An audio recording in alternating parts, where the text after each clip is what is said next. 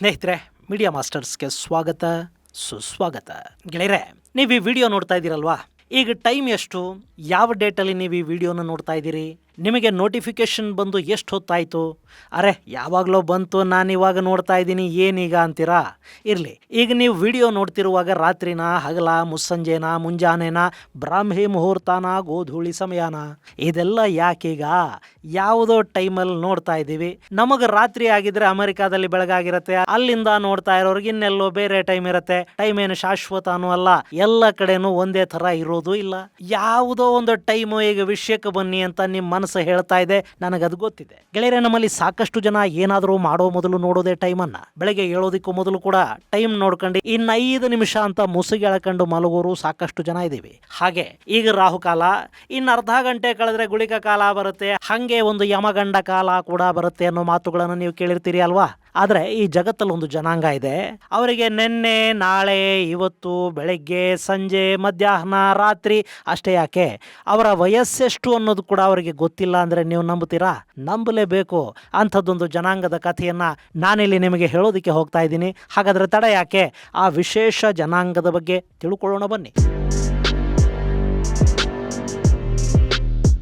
ಗೆಳೆಯರೆ, ನಾವೊಂಥರ ಟೈಮ್ ಮಿಷನ್ನಲ್ಲಿ ಕೂತಿದ್ದೀವೇನೋ ಅನ್ನೋ ಥರ ಬದುಕ್ತಾ ಇದ್ದೀವಿ. ಪ್ರತಿಯೊಂದು ಕೆಲಸವನ್ನು ಟೈಮ್ ನೋಡೇ ಮಾಡ್ತೀವಿ. ಟೈಮಿಗೆ ಸರಿಯಾಗಿ ಊಟ ಮಾಡಬೇಕು, ಟೈಮಿಗೆ ಸರಿಯಾಗಿ ನಿದ್ದೆ ಮಾಡಬೇಕು, ಟೈಮಿಗೆ ಕರೆಕ್ಟಾಗಿ ಕಚೇರಿ, ಸ್ಕೂಲು, ಡಾಕ್ಟರ್ ಅಪಾಯಿಂಟ್ಮೆಂಟು, ನಿನ್ನೆ ಆದಂಗೆ ಇವತ್ತಾಗಬಾರ್ದು, ಇವತ್ತಿಗಿಂತ ನಾಳೆ ಚೆನ್ನಾಗಿರಬೇಕು. ಎಷ್ಟೆಲ್ಲ ಯೋಚನೆ ರೀ ನಮಗೆ. ಈ ಟೈಮು ಅನ್ನೋದು ಯಾವತ್ತೂ ನಮಗೆ ನೆಮ್ಮದಿನೂ ಕೊಟ್ಟಿಲ್ಲ, ನೆಮ್ಮದಿಯಾಗಿರೋದಕ್ಕೆ ಬಿಟ್ಟಿಲ್ಲ.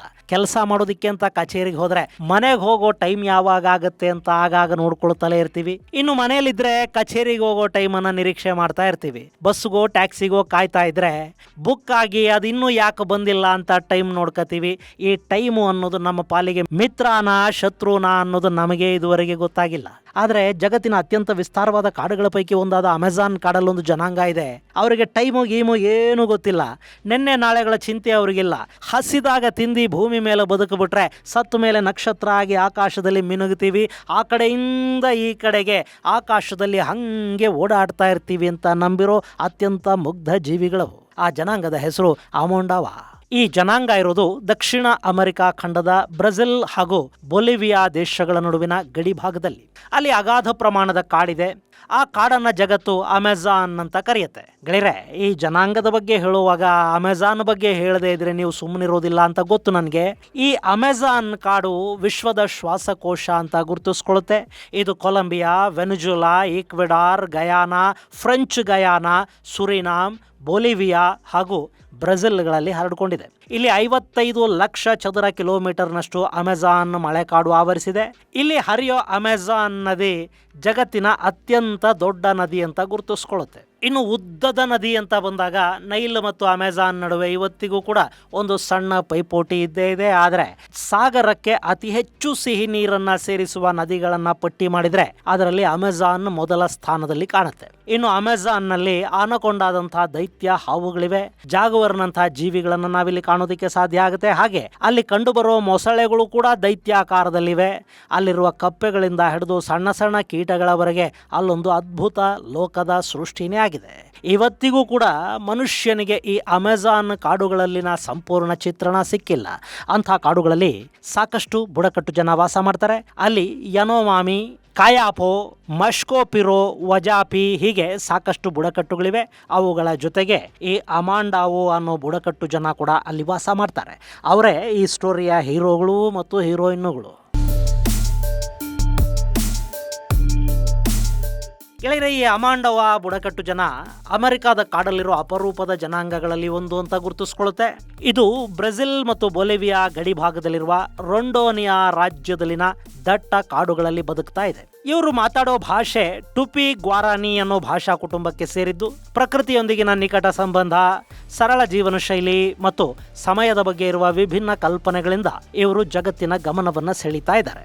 ಈ ಜನಾಂಗ ಅರಣ್ಯವನ್ನೇ ನಂಬಿಕೊಂಡು ಬದುಕ್ತಾ ಇದೆ.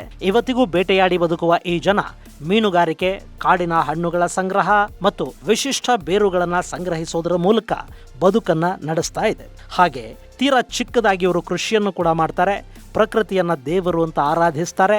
ಕಾಡೇ ನಮ್ಮ ಬದುಕು ಅಂತ ಅವರು ನಂಬಿಕೊಂಡಿದ್ದಾರೆ. ಇಂಥ ಜನಾಂಗದಲ್ಲಿ ವಿಶಿಷ್ಟ ಸಂಪ್ರದಾಯ ಇದೆ. ಅವರು ಸಮಯವನ್ನು ನೋಡೋದಿಲ್ಲ. ಅವರ ಜೀವನದಲ್ಲಿ ಸಮಯಕ್ಕೆ ಯಾವ ಮಹತ್ವನೂ ಇಲ್ಲ. ನಾಗರಿಕ ಸಮಾಜದ ಹಾಗೆ ಅಲ್ಲಿ ಗಂಟೆ, ವಾರ, ತಿಂಗಳು, ತಿಥಿ, ವರ್ಷ ಈ ಯಾವ ಪದದ ಬಳಕೆನೂ ಇಲ್ಲ. ಹಾಗೆಯೇ ಅವರು ಭೂತ ಭವಿಷ್ಯಗಳನ್ನು ನಂಬೋದು ಇಲ್ಲ. ಯಾಕೆಂದರೆ ಅದರ ಕಲ್ಪನೆ ಅವ್ರಿಗೆ ಇಲ್ಲವೇ ಇಲ್ಲ. ಈ ಜನ ದಿನ, ವಾರ, ವರ್ಷಗಳನ್ನು ಲೆಕ್ಕ ಹಾಕೋದಕ್ಕಿಂತಲೂ ಅವರ ಜೀವನದ ಘಟ್ಟಗಳನ್ನು ಗಮನಿಸ್ತಾರೆ. ಹಾಗೆ ಪ್ರತಿ ಘಟ್ಟದಲ್ಲೂ ಕೂಡ ಹೊಸ ಹೊಸ ಹೆಸರನ್ನು ಬಳಸೋದ್ರ ಮೂಲಕ ಆ ಹಂತಗಳನ್ನು ಗುರುತಿಸ್ತಾ ಹೋಗ್ತಾರೆ. ಅವರಿಗೆ ಭೂತ ಭವಿಷ್ಯದ ಬಗ್ಗೆ ಚಿಂತೆ ಇಲ್ಲ. ವರ್ತಮಾನ ಮಾತ್ರ ಅವರಿಗೆ ಮುಖ್ಯ ಅನ್ನಿಸ್ಕೊಳ್ಳುತ್ತೆ. ಮಳೆಗಾಲ, ಚಳಿಗಾಲ ಮತ್ತು ಬೇಸಿಗೆ ಅನ್ನೋ ಋತುಗಳನ್ನು ಮಾತ್ರ ತಮ್ಮದೇ ಭಾಷೆಯಲ್ಲಿ ನೆನಪಿಟ್ಟುಕೊಳ್ಳುವ ಈ ಜನಾಂಗಕ್ಕೆ ಅವರವರ ವಯಸ್ಸೆಷ್ಟು ಅನ್ನೋದು ಕೂಡ ಗೊತ್ತಿಲ್ವಂತೆ. ಇಲ್ಲಿ ಹುಟ್ಟು ಮತ್ತು ಸಾವು ಎರಡೇ ಅವರಿಗೆ ಗೊತ್ತಿರೋದು. ಹುಟ್ಟಿದವರು ಸಾಯ್ತಾರೆ, ಸತ್ತವರು ಆಕಾಶದಲ್ಲಿ ನಕ್ಷತ್ರ ಆಗ್ತಾರೆ. ವರ್ತಮಾನದಲ್ಲಿ ಅವರು ನೋಡ್ತಾ ಇರೋದು ಮತ್ತು ಸತ್ತ ನಂತರ ಏನೋ ಆಗತ್ತೆ ಅನ್ನೋದು ಇವೆಲ್ಲವೂ ಕೂಡ ಪ್ರಕೃತಿ ದತ್ತ ಅಂತ ಅವರು ಭಾವಿಸ್ತಾರೆ. ಇಲ್ಲೊಂದು ಉದಾಹರಣೆ ಕೊಡೋದಾದ್ರೆ, ಮಗುವಿದ್ದಾಗ ಆ ಮಗುವಿಗೆ ಒಂದು ಹೆಸರನ್ನು ಕೊಡಲಾಗುತ್ತೆ. ಹಾಗೆ ಆ ಮಗು ಯುವಕನಾದ ನಂತರ ಅದರ ಹೆಸರನ್ನು ಬದಲಿಸಲಾಗುತ್ತೆ. ಯಾಕೆಂದ್ರೆ ಆ ಸಮಾಜದಲ್ಲಿ ಯುವಕನ ಜವಾಬ್ದಾರಿ ಬದಲಾಗುತ್ತೆ.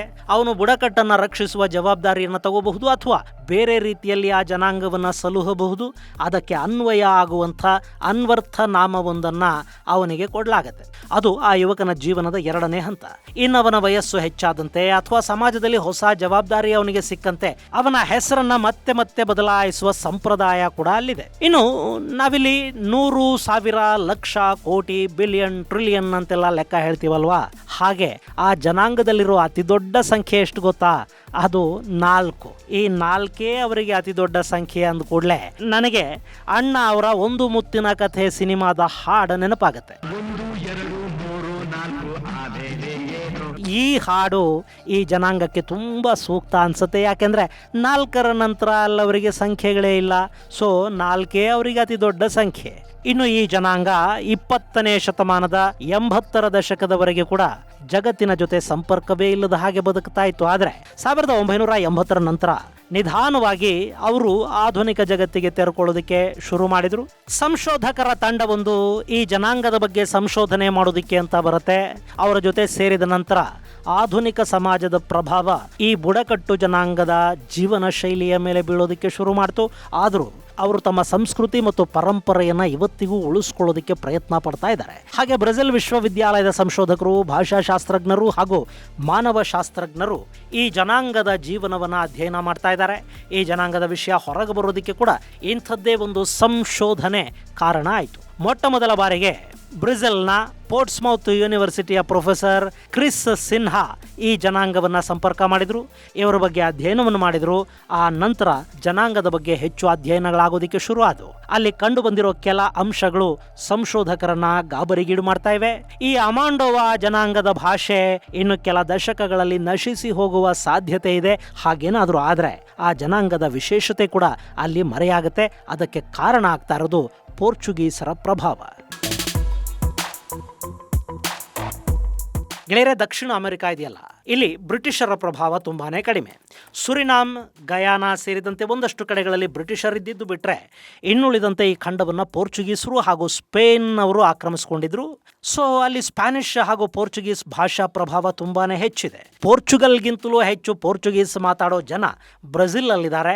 ಸೊ ಈಗ ಅದೇ ಪೋರ್ಚುಗೀಸ್ ಭಾಷೆ ಈ ಅಮಾಂಡೋವಾ ಜನಾಂಗದ ಮೇಲೆ ಪ್ರಭಾವವನ್ನು ಬೀರ್ತಾ ಇದೆ. ಹೀಗಾಗಿ ಅವರ ಭಾಷೆಯನ್ನ ಮಾತನಾಡುವವರ ಸಂಖ್ಯೆ 100ಕ್ಕಿಂತಲೂ ಕಡಿಮೆ ಆಗಿದೆ ಅಂತ ಸಂಶೋಧಕರು ಹೇಳ್ತಾ ಇದ್ದಾರೆ.